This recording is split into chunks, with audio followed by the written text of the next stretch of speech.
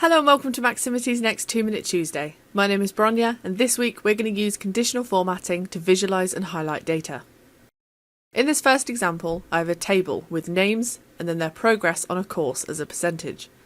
We're going to change how we see these percentages so that they're replaced with bars. First, highlight the percentages.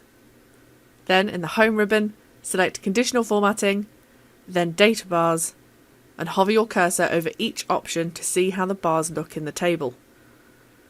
We can see that as well as showing the percentages, we now have coloured bars that are directly dependent on the values in those cells.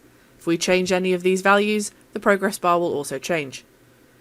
If we want to only see the bars and not the values, highlight the cells again, go back to Conditional Formatting, but this time select Manage Rules. This will show a pop-up where we can select where it says Data Bar and then click on Edit Rule. In here you have more options to customise the formatting, but for now we just want to select the checkbox next to Show Bar Only and then click OK. Once we're back in the Rules Manager, click on Apply to update the formatting.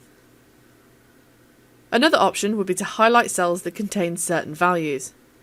I've gone back to how the table looked originally, and once again we're going to highlight those values, go to Conditional Formatting, but this time select Highlight Cells Rules.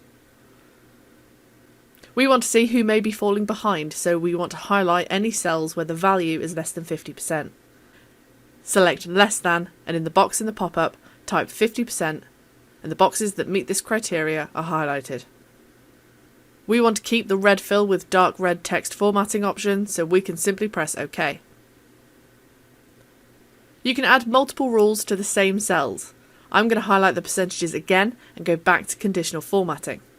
This time we want to highlight any cells that equal 100%. Select Equal To, and in the box in the pop-up type 100%.